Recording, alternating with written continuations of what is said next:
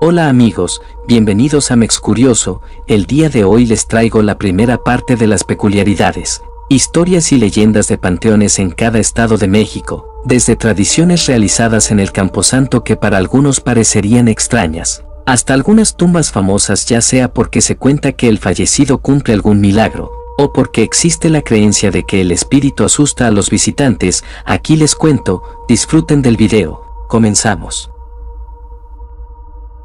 Aguascalientes. En la ciudad de Aguascalientes se ubica el Panteón de la Cruz, el cual se inauguró en 1903.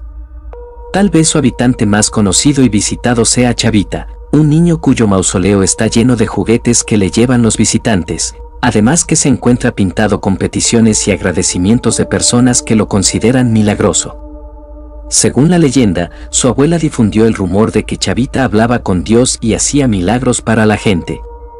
El niño murió a los 8 años, unos dicen que de un susto y otros que de una enfermedad muy agresiva. Algunas personas aseguran haberlo visto jugando después de la medianoche con sus juguetes, y que al amanecer los mismos quedan regados por el lugar. También se dice que se le ve caminando por el cementerio, porque el pequeño no encuentra descanso ante el asedio de la gente. Baja California. En el Panteón Pioneros, el más antiguo de Mexicali, en la colonia Pasadena, se encuentra una tumba que llama mucho la atención de los visitantes. Se trata de un sepulcro con un símbolo nazi, el cual se dice que es del inmigrante alemán Jean Schul, que falleció en 1968, y pertenecía a una familia de cerveceros artesanos simpatizantes de Adolf Hitler. Hace algunos años la tumba contaba con una cruz de herrería y una cadena con siglas de la SS, que después fueron robadas. Baja California Sur. En 1894 en La Paz, se fundó el Panteón de los San Juanes, nombrado así por sus dos primeros fallecidos sepultados ahí, de nombre Juan y Juana. Es en ese cementerio donde se encuentra hoy la peculiar tumba de la familia Avaroa, que destaca de las demás ya que cuenta con 2 pisos, energía eléctrica, sala y agua potable. La familia Avaroa se encarga de dar mantenimiento a las tumbas de los alrededores, y el día del niño colocan canastas con dulces e iluminan la fachada del sepulcro para el deleite de los visitantes. Campeche. Cementerio de Pomuch. En este cementerio del poblado de Pomuch se tiene la tradición de limpiar los huesos de los familiares fallecidos, además de exhibirlos a finales de octubre en cajas de madera con paños bordados, flores y velas.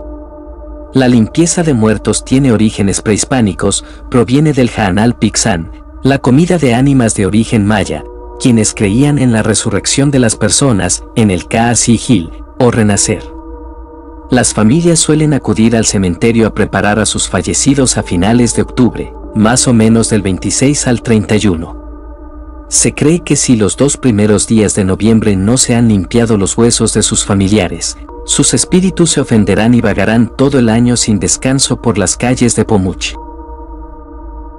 Chiapas. La tumba de las sirenas. La construcción tiene un estilo neoclásico y es la tumba de Enedina García, quien falleció el 22 de febrero de 1900, tiempo en el que se perseguía a quienes practicaban la brujería. En ese entonces fue cuando comenzó la leyenda de las sirenas, que se encuentra al sur del Camposanto. Quienes conocen la historia narran que a sus 24 años de edad, Enedina García poseía una fortuna derivada de su trabajo como bruja. Cuando falleció, fue sepultada parada y con todos sus bienes, ya que la sociedad de ese entonces consideraba su riqueza como un fraude, y amenazaron a los familiares con condenarlos en caso de conservar el dinero. Según varias versiones, el dinero fue puesto a su lado derecho, y a quien intentara sustraerlo le caería una maldición. La tumba tiene unas sirenas en lo alto y los que cuentan la leyenda dicen que representa un símbolo de sabiduría. Algunos aseguran que cuando la última sirena caiga por deterioro, el espíritu de Enedina será liberado del lastre que de ella pende. Chihuahua. Ubicada en la parte central del Panteón Municipal de Jiménez, se encuentra la tumba de la mujer dormida, o la mujer desnuda, seudónimo puesto por los habitantes de Jiménez por su peculiar forma. Varias son las versiones de la mujer que está dentro de la tumba, y muchos son los mitos que se han desarrollado a lo largo de 100 años de su existencia. Una de las versiones indica que fue una mujer muy bella, la más hermosa de Jiménez, de finales del siglo XIX y principios del siglo XX, quien le fue infiel a un general. Cuando él descubre la infidelidad de la mujer, de quien se desconoce el nombre, decide asesinarla, y en forma de burla la exhibe en el pueblo desnuda, pero para llevar esa burla hasta la muerte, decide mandarle a construir la tumba sin nombre y con una silueta de una mujer desnuda. Ciudad de México. En el Panteón Español se encuentra la tumba de Carolina Troncoso. Esta mujer de pequeña estatura, según la describen las leyendas, era dulce, con corazón de niño y tan buena que se ganó el mote de santa.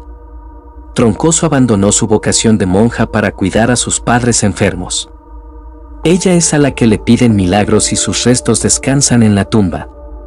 Este sepulcro lo encuentras, solo si ella quiere, cuentan los fieles que le hacen peticiones a la tumba milagrosa. Carolina murió en 1920. 2 años después de su partida, la familia decidió construir el sepulcro actual. Una visión en la tumba tomó al barrio de Tacuba por sorpresa, pues el cuerpo de Carolina seguía intacto. De ahí que le apodaran Milagrosa y atribuyeran santidad. Si en algún momento decides ir en busca de la tumba en el Panteón Español y la encuentras, debes pedir en voz alta tu milagro, anotarlo con lápiz en el mármol y tocar el sepulcro. Todo al mismo tiempo como dicta la tradición. Coahuila. En Sabinas, Coahuila, se encuentra la tumba de Jaimito Miranda, llamado por la gente del lugar como el Niño bajo las estrellas. Jaime Miranda falleció en 1936 en un accidente, a la edad de 7 años. La madre, llena de dolor tras la pérdida de su pequeño, mandó que lo enterraran en una especie de capilla con el techo lleno de estrellas, con la esperanza de que el niño estuviera protegido y no le faltara luz por toda la eternidad. Colima. En 1851 en la ciudad de Colima fue inaugurado el Panteón de los Extranjeros, hoy conocido como Jardín Panteón de los Gringos, donde se enterraba a gente extranjera que habitaba en la ciudad. Según se cree que los enterraban ahí porque eran viajeros no cristianos, y que por sus creencias no podían ser sepultados en algún camposanto, pero también existe la creencia que por racismo mandaron construir su propio cementerio. Las personas que han pasado por ahí de noche aseguran ver una mujer hermosa caminando por el jardín, desplazándose lentamente. Seguramente se trate de algún alma en pena, ya que se cuenta que los huesos siguen enterrados en ese lugar. Durango. En el Panteón Municipal de Oriente en la ciudad de Durango se encuentra la tumba de la enfermera Elisa Chávez, a quien la gente lleva ofrendas para que interceda por sus enfermos. Se cuenta que en vida prestó excelente servicio en su profesión, el cual no ha abandonado aún en la otra vida. En el Panteón Municipal de Oriente se encuentra un museo funerario e incluso hay paseos nocturnos. Actualmente no hay lugar para nuevas tumbas, ya que este panteón está en servicio desde el siglo XIX, por lo cual está lleno de tumbas con una arquitectura única, y se puede apreciar el hermoso trabajo de Benigno Montoya. Estado de México. En el Panteón General de Toluca se encuentra la tumba del general Mirafuentes, un personaje que causó terror en vida y ahora, según relatos, también después de su muerte. El general Juan Nepomuceno Mirafuentes fue gobernador del Estado de México y falleció en 1880. Él participó en las guerras de Reforma. Se dice que sus enemigos de guerra le tenían miedo porque acostumbraba a practicar crueles tormentos con ellos, que después también utilizó con habitantes del lugar. Al fallecer, su cuerpo fue sepultado frente al templo de Santa Clara, y de allí surgió el rumor de que por las noches se le veía pasear en su caballo. La gente estaba tan asustada, que años más tarde trasladaron sus restos al Panteón General, aunque existen rumores de que sigue con sus paseos nocturnos. Guanajuato. En el Panteón Municipal de Irapuato se cuenta que se aparece una pequeña jugando entre las tumbas. Se trata de la niña Blanquita Córdoba, que falleció en los años 80. Son muchos los testimonios que aseguran que esta niña avisa a la gente cuando algo malo está por pasar, por lo que recibe muchas visitas y obsequios en forma de agradecimiento. Guerrero. En el Panteón San Francisco de la ciudad de Acapulco se encuentra la tumba de Raulito el Niño Milagroso. Él falleció con tan solo 10 meses de edad.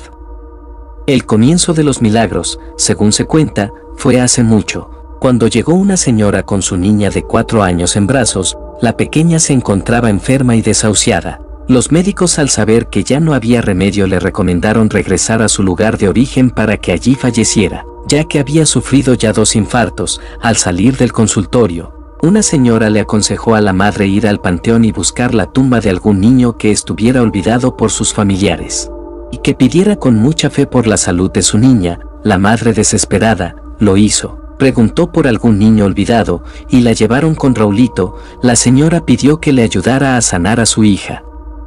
Después de un rato se marchó con su niña en brazos.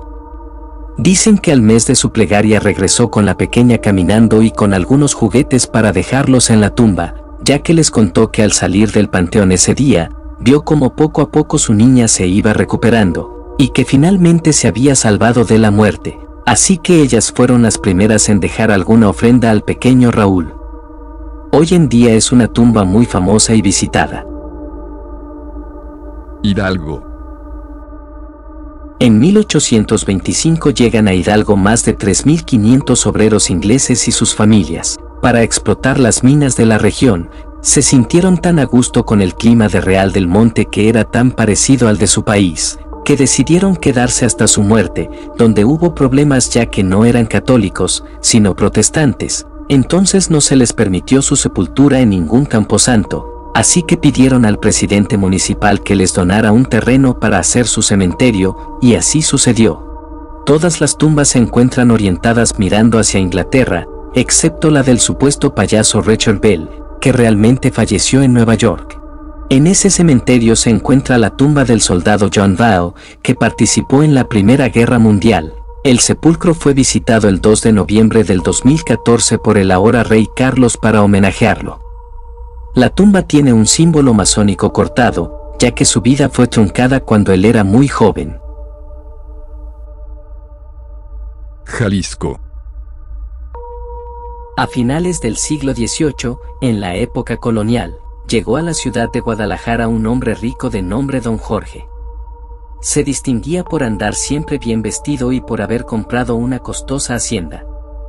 Sin embargo, no logró la simpatía de los habitantes, a quienes les parecía sospechoso que siempre vistiera de negro y realizara largas caminatas por la noche, además de su personalidad llena de misterio.